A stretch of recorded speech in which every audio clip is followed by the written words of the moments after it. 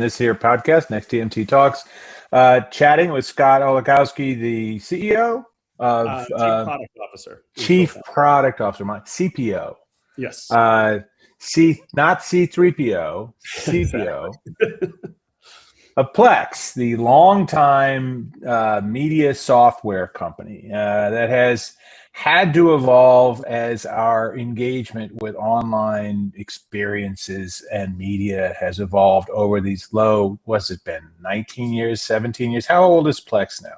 So I started working on it with my co-founder back in 2007 as just a kind of a hobby project, right? So coming up on 20.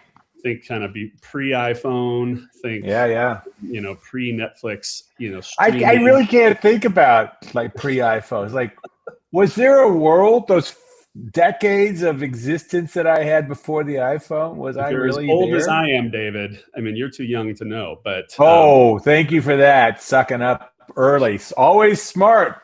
Always smart. I'm just saying, you're an experienced guy, but you're in your 19th year. And what Plex started as, I always think of, because I've been writing about this stuff for a long time, was media. Somebody have a big old hard drive, and they would put Plex software on there, and they would pull in stuff from all kinds of places, some of which might have been not fully like vetted by Hollywood.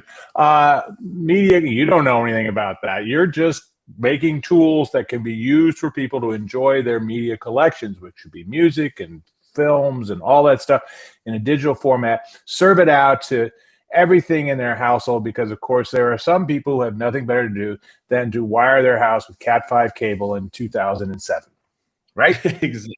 Well, I'll tell you a little bit of how I ended up interested in this. I've always been interested in media and tech. I was in a band in high school, and I built a very, very early digital recording studio when I was in college. Yeah. So I was always interested in media and tech and kind of that early intersection. But my wife and I now have 5 children. And at the time in 1999, we had our first. And I bought one of the very early Coolpix Nikon digital consumer cameras, which I remember those. The Coolpixes were pretty cool, right? Yeah. Postage size, photos. But at the time it was like so we had all of these, photos and crappy videos of that, and like a Sony, digital 8 cam or whatever it was. And so we had all of this digital media come in, had ripped our CD collections, and as the kids started growing up in the early 2000s, they started wanting to watch the same exact Disney DVD, 4 times a day, but then would also. So you really only needed one. Really, all you need to do was buy one DVD and a dirt cheap DVD player, and you would have had the kids covered, right? Because there's like, no, I just want to watch Land Before Time, episode 7, and I'm good, Dad, for the next year and a half.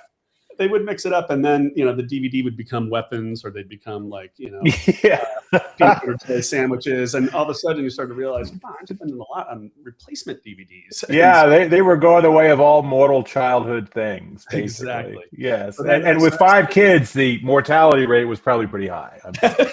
Exactly. So then I started ripping the DVDs. I basically ended up with this pretty massive digital media collection in my home, locked to whether it was my big desktop, machine tank. Right. But 5 kids generate a lot of just random pictures. Though I'm going to guess child number 5 has 1/10 the number of photos of he, she, them. Well, I don't know. Then of child number 1. Eventually, right? And you start taking photos out of stuff all the time. I don't know. I don't want to put the. I'm just guessing. It's tough. It's tough when you're kind of down the road in the family order. But I can't admit, giving people complexes on a video. Totally. Like you're doing it fine on your own. You don't need to like help it on down the road. So anyway, so you had a lot of like personal media. Yeah. And you needed a way to do something with that. Yeah. It was like, you could watch it in my office on my screen in there. Yeah. But I had this giant, 8,000 pound Trinitron, badass tube TV, which was state of the art at the time. And I wanted to get it on there and have it hooked up to my stereo and all that stuff. And it was just really hard. So at one point, I remember I had like some kind of like rack mount server behind my, oh my God. And you went rack mount? Well, it was just, it would fit behind the TV. It was like, it was only that thin. So I could like. Right, because the Trinitrons back then were basically the size of a school bus. Exactly. So I had something that would convert the VGA into component. And, oh my God. And then you would, fire it up And People, we are dealing with a true nerd here. That's why he's the chief product officer for a nearly 20-year-old technology company. They say sometimes, the best, businesses are when you're trying to solve a real problem that you had. And I think we had this keyboard that had like a little trackball, it was like RF or something like that. So that's how you control it. But you were using like Windows Explorer to look at, DSC_19976. Always the best interface, Windows Explorer. That is primo. I can see why you were feeling a lot of pain as a parent. And my wife looked at me and she goes, "No, no, this doesn't work."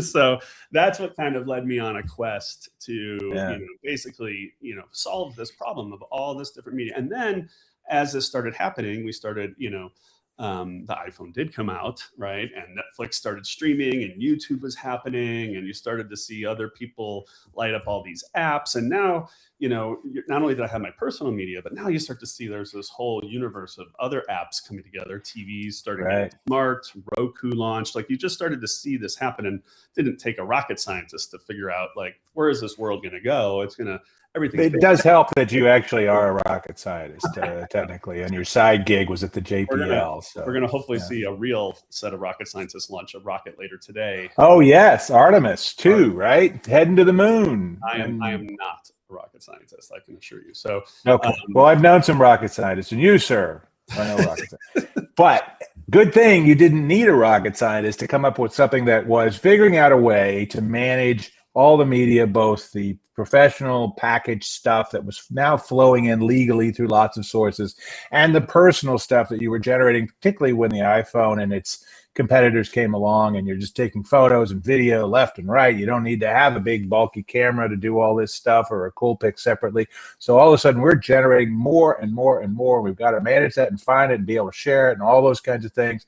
And so you came up with Plex, you and your partner. And that's where it started, but you have evolved a lot since then. So talk about some of the. It was a hobby project. We were solving this problem, gave people the Plex Media Server. They could throw their media at it. We would make it look beautiful. We'd get the metadata. We'd make it stream anywhere in the home, outside the home. We started building all of the CTV apps as well. So we had mobile and web, and basically anywhere you could stream to on TVs, inside the home, outside the home. It worked everywhere.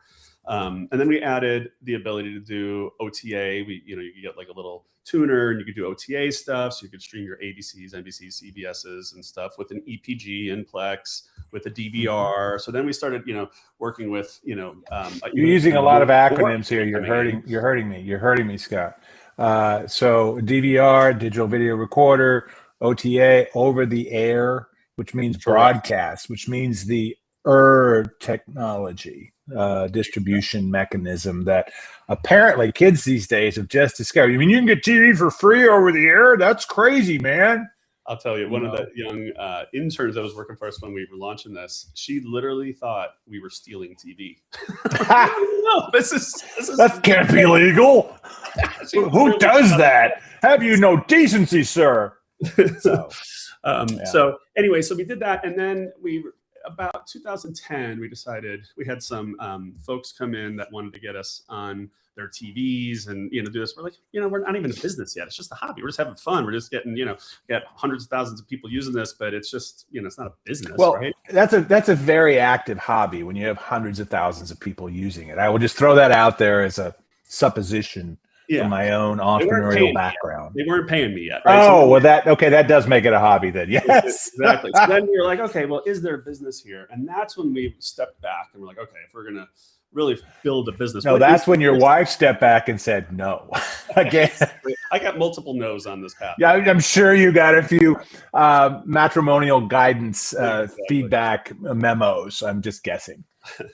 So that's when we sat down and said, okay, what problem is this business going to solve long term, right? Over time, what do we want to do? And a couple of years ago, we pulled up these slides from 2010, 2011, and it was a roadmap slide that had all of this stuff that we're now finally doing, all like kind of laid out. We're going to do personal media. We're going to do Reed Hastings. Like in 1997, he's like already got this idea to stream video, but he realizes the pipe is this big. Right. You can't do that, but you can order your DVDs and see everything and get it in a queue. And then in 2007, they roll out, was it Netflix Play or whatever they called it, that didn't work Yep. out. But they just said, "Oh no, we're just back to being Netflix." But so he had a vision early on. You had a vision early on, and now the technology allows you to do so much more, right? Exactly. So then, so then kind of fast forward. I'll fast forward a lot because of we got lives to live. But Got decades to get to. in right before COVID, 2019, late 2019, we launched our AVOD service. Right. So today we have one of the larger AVOD catalogs available, and because of our early roots, the media server software was available essentially anywhere. Right. There was no licensing rights restrictions and catalogs and management of all that stuff. So people could use this anywhere in the world. So essentially it was a global, product from day one. So then we launched the AVOD stuff, and we would just, we basically, that product, that AVOD catalog is different in every country because of licensing and rights and all that kind of stuff. But we have an offering, pretty much all over the planet right now. And are you managing, broadcast rights or streaming rights are such a pain in the rear for so many companies, but also the place where they make money. So it's very carefully tended to. Are you managing dozens of countries' AVOD rights on your platform then? You have to... Countries, whatever. I mean, basically, yes. So we have a back-end system. We have probably 300 something plus relationships with content partners all over the world, right? So obviously big studios and networks and, anyone who has distribution rights for content that might be interesting in that AVOD window, in that ad-supported window. And then, yes, we manage, the rights in all of those countries. And we do have some very specific, like, hey, this is just available in Spain, and this is just available in the UK, and this is just in the US, and this is just Australia. So we have all of that as well. And then a couple years later, how many languages? Oh, that's a great question. Because like India alone is like 2 official national languages, 23 official regional languages. God knows how many special ones. I don't know the answer. No one's ever asked me globally how many, because it may only be a handful of assets in one language, here and there. Right. Telugu or whatever. Yeah, I get it. So. And we have stuff that we have obviously audio tracks where there may be some dubbing and stuff like that too. So, and then fast forward, we launched our FAST offering. And today I think we have probably one of the largest FAST lineups when you look at the total number of channels. Right. In the US, it's probably 1,000 unique channels, but you're only going to see, depending on your DMA, certain channels. Sorry, you want to tell people what the DMA stands for? Designated metropolitan area, is that right? Yes. So, it's a Census Bureau designation of a specific metropolitan area, and says Round Rock is now part of Austin, and San Marcos is part of Austin, even though when I was in Texas, they were a long way from each other, and now they're one big smear. Yeah, it was a way to kind of manage broadcast rights and then understand what advertising reach was, and it was just a way for folks to kind of, and it's used for a bunch of different things. It's markets, basically, by your market. So depending on what market you're in, you're going to get different channel lineup on Plex with the free supported offering. So that's clearly, a fast-growing space, no pun intended there, and we've got a great offering there. So we've got the AVOD, we got FAST, and then we launched TVOD, so we can now do transactions, rentals, even purchases for movies that are just out of theater, as well as other stuff where there's no ads, but you're paying us to rent those or buy those movies and stuff. So fast forwarding. We want to be mindful of our beloved listeners, viewers' time. However entertaining this conversation may be. So you've got 1,000 FAST. I think we're at a point in the FAST explosion where it's pruning time. Nobody can get to 1,000. They can get to a few. I mean, look, 500 channels is still pushing it, right? 100%. Yeah. That was 100% of 500. Problems we were all trying to help solve when we started streaming, right? right. Back in the day.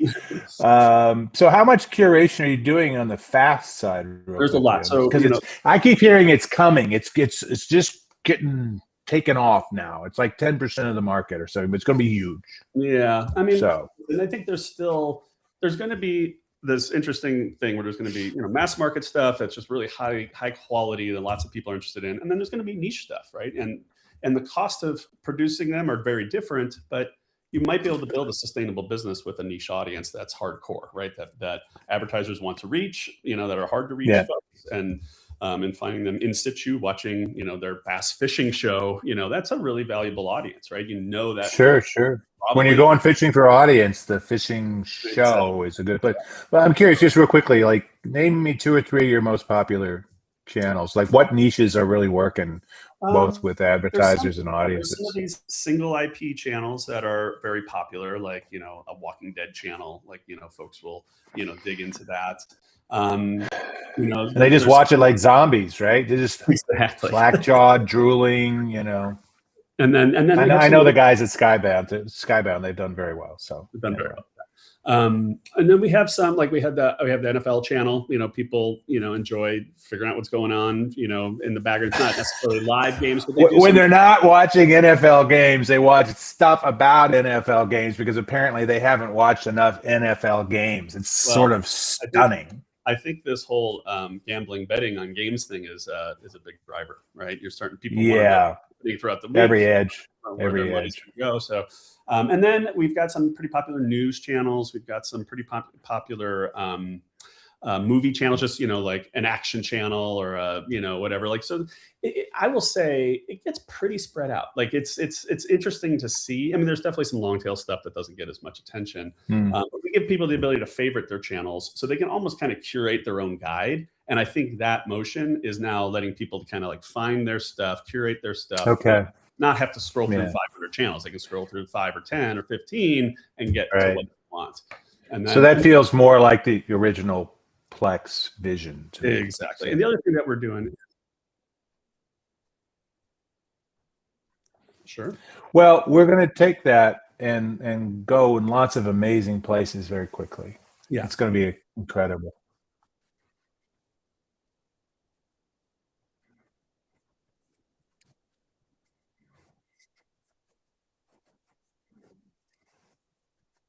Sure. So I'll tell you one of the other things that we're doing that's really important is we're actually looking at the EPG data and we're mapping what's coming up to the EPG electronic program guide, which used to really, really matter when we were all children in the cable era, and still matters a lot. But it turns out the patents have run out. So Gemstar no longer matters. But hey, good luck on that. But so we then map it to what we call our Mediaverse, our metadata catalog. So we have metadata that comes in from IMDb and from Gracenote and from TVDB and TeamDB and Fabric and a bunch of other folks. And we'll get more into this in a second. But now I can say, hey, this movie's on this channel at this time, and I know what that movie is, and I know that you're into these kinds of movies. So now I can kind of curate, hey, here's what's about to be on or what's on right now, targeted at you, right? So now instead of it gets 1,000 channels, it's even more. It's not just I found 10 fast channels I like. Here's 10 shows that are coming up in this window of viewing that based on your history you are really into. So it's just taking that giant flood of stuff and sluicing it into smaller and smaller channels so that you get the things you want. How do you do this in a way that provides the new thing they might not have seen and not just kind of the same thing? Because Hollywood, it does turn out, is more derivative than they like to admit, despite their freak out over AI. How do you like surface the new, but definitely in the ballpark stuff? So there's 2 major things that we're doing. So I'll talk a little bit about what we're building, and then I'll talk about how we solve that. Okay. So because this seems like a giant issue for the entire industry. Exactly. And honestly, it's the core of what we've been building towards, right? It's this ability to help you discover content. Our vision, our mission is to connect people with entertainment they love. That's our, and it's been that for, almost since back, to the point we were talking about there. Right. And so, we have this, the business is really 3 pillars, right? The first is all the content stuff we talked about, right? The personal media, the AVOD, the FAST, the TVOD. The second is what we call discover, right? And that's where we take all this metadata. You can go to watch.plex.tv, search for any movie and TV show ever made, and we will have all the information about it, right? Including where you can watch it. We will deep link you into Netflix or into Disney Plus or into that show on Max. So you're like what Just Watch does, but actually take you there and all that stuff. Do it on mobile web and on CTV devices, which a lot of folks haven't really done. Right. So on the platforms that allow it. So so having that, we've got universal search, universal where to watch, and then we created a watch list, right? So you can have a Plex watch list. Now, almost 45 million people have created a watch list on Plex, right? So people are trying to figure out what they want to watch and remember it, and then they want to figure out where they can watch it. But right there is a hint at how we start to figure out what you may be interested in. That's not right. The stuff that makes the list is obviously a pretty good marker of intent. It's one signal of many, right? What you actually watch is another, and what you rate it is another. What you share, because I can now one click recommend something to David, to you, and you can one click add it to your watch list. So then we get into that third category that we call community, which is a social component here, right? The ability to connect with people you know on the platform. You can share all your activity. And now, once you get to a critical mass of friends, the first place I go to figure out what to watch next is what's trending with my friends, right? Because I know, you're the guy who finds the best comedy stuff. So I'm going to figure out, what David's watching. I'm a joker. Yeah, I'm a joker. So not that Joker, but a different Joker. But anyway, but if I know much happier, it's got to be pretty good, right? Yeah, exactly. So that's very exactly community piece. We're also adding, people can write reviews and publish them. We now have almost 500,000 reviews have been written. People can, respond. So the social video part is interesting because it has felt to me like that's an opportunity that really hasn't blossomed. I mean, you've got things like Letterboxd for movie geeks. Apparently, marriages have resulted from people's Letterboxd lists and stuff like that. And okay, great, you love movies and each other. Fantastic. Let's go to the movies and have a wedding there in the theater.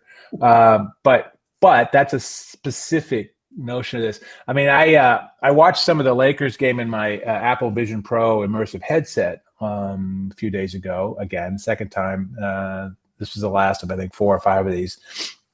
And it's great, except you're doing it by yourself. I can't even share it with my spouse because we didn't have a second $3,500 to spend on an Apple Vision Pro headset tuned to her eyes and her stuff. So it becomes cool. It's amazing, but it's very lonely. And so making those connections to a community of like-minded people can be really important, not just the random person you have over for your barbecue, but maybe somebody who's really into, I don't know, Hitchcock movies like you are or whatever. Yeah. So social video, you're trying to crack that nut. 45 million feels like a nice sized group. It's a start, right? But it's a start, right? I mean, Facebook's got 2 billion or whatever. So it ain't that, but a little more personable than anything Zuckerberg's come up with.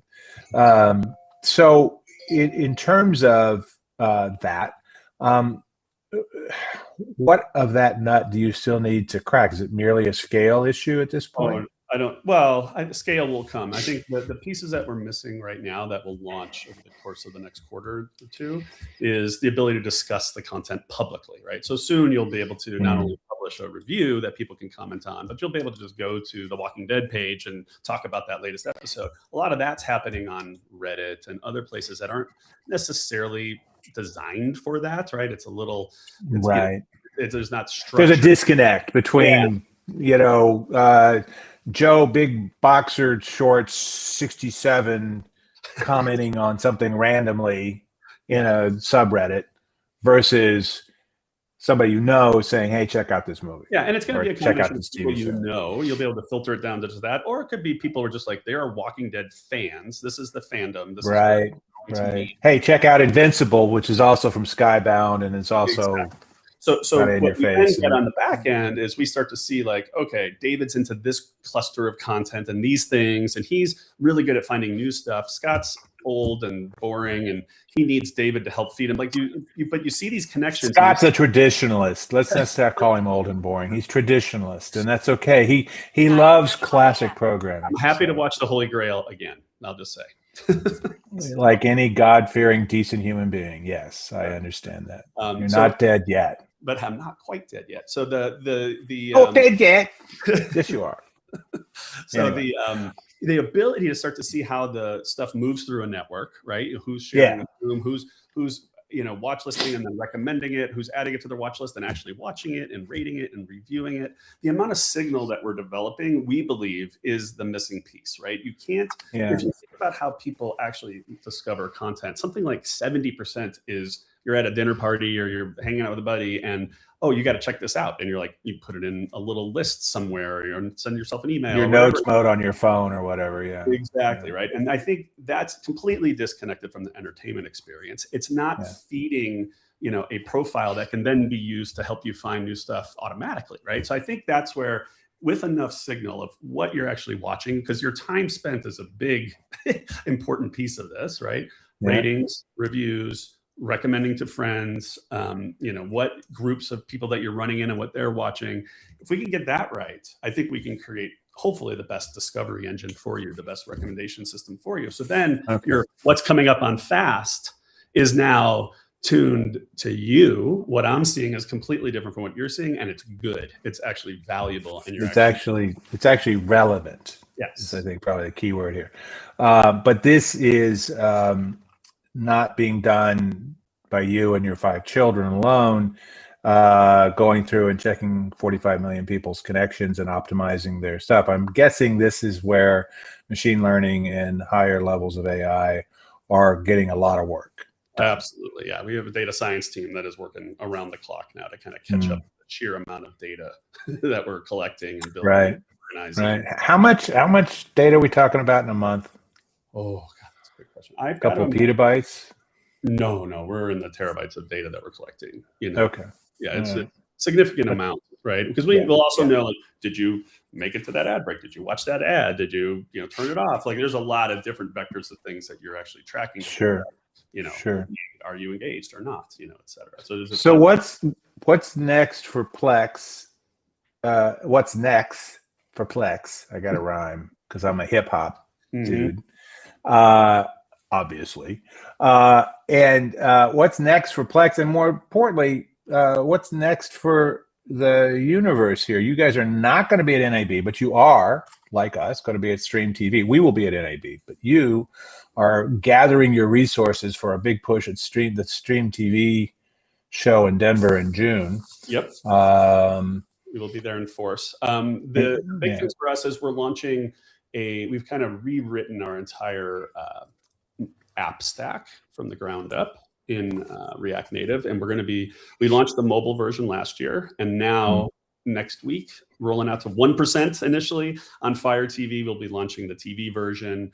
And once we're kind of confident, then that'll be out by the end of April. And then we're going to start launching that on all the other TV versions. It comes with a new user experience. It comes with a whole bunch of new functionality, and it's going to allow us as a team to get back to building out the rest of these community and other things. So, I think the other big thing I didn't really get into is that you can have, David could have a public profile page on Plex. I can follow you, right? We just launched the ability for you to create custom. Well, we've already talked about my shirt being ripped off since my teenage years, so my following is massive. I'm just worried that you're going to turn green and just, explode on the screen. No, I wouldn't do that. I'm large, but I'm not hulking. Okay, got it. At least, except compared to my beloved spouse, who's a very small human being.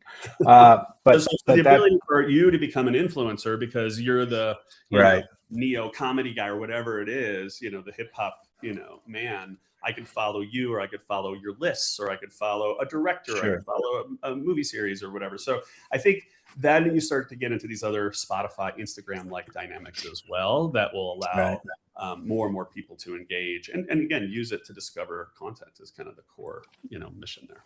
Yeah, because you got to figure out that social component in a very meaningful way that's sustainable for folks. But clearly, once you get to a certain size, there is some stuff that starts to build on itself. It's that old Bob Metcalf, law of networks Yep. thing.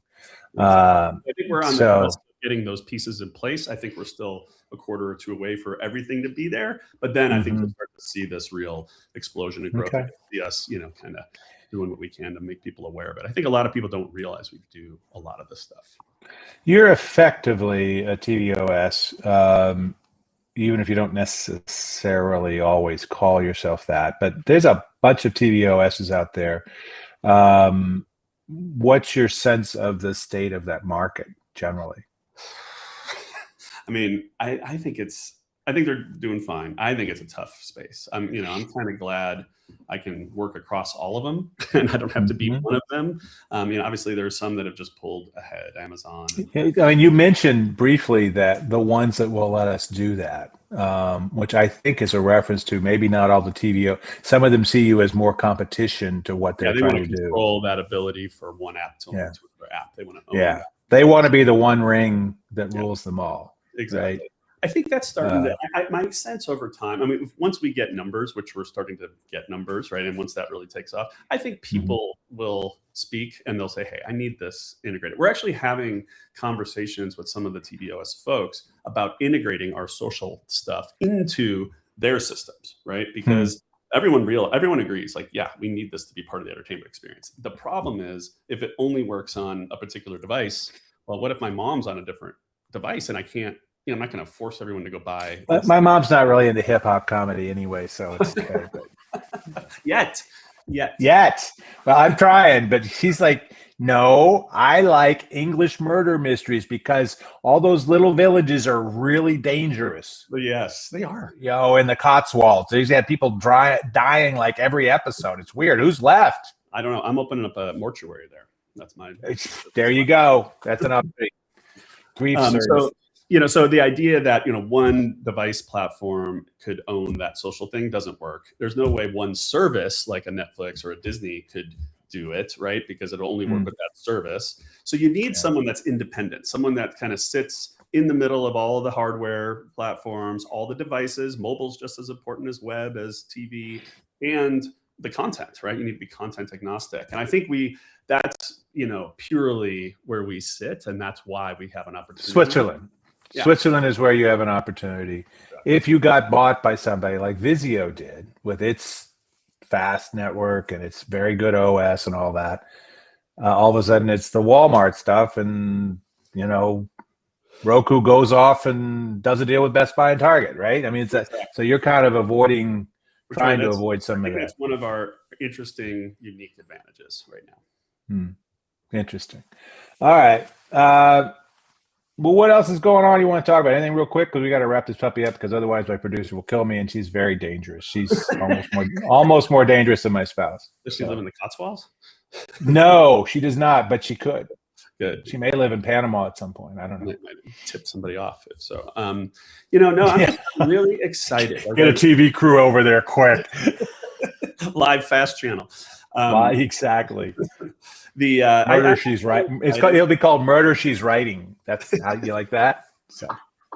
Yes. I'm really excited about these pieces coming together, and seeing how, because again I think there's definitely going to be some shakeout here. Obviously, we're seeing a bunch of consolidation across the industry.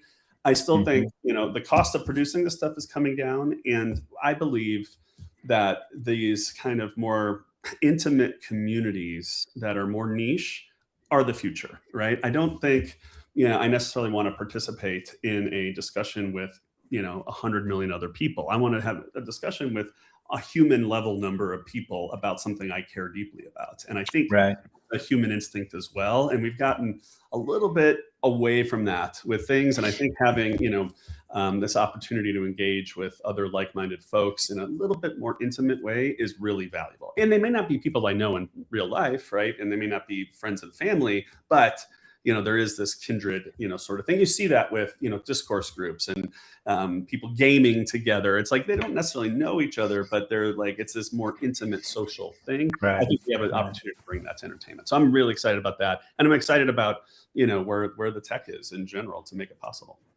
Cool. So I guess the bottom line on all this is stay tuned for I guess in June you guys will have had some news out and stuff like that, and things are rolling out over the next few weeks and beyond. You will be also at Stream TV in Lisbon because it is more fun in Lisbon than Las Vegas, and you're less likely to be put in jail. Well, maybe not you, but many people less likely to be put in jail. Yep. So Stream TV Europe and then Stream TV Denver, also often confused with Lisbon, I must add. Yeah. So particularly out at the Gaylord Convention Center.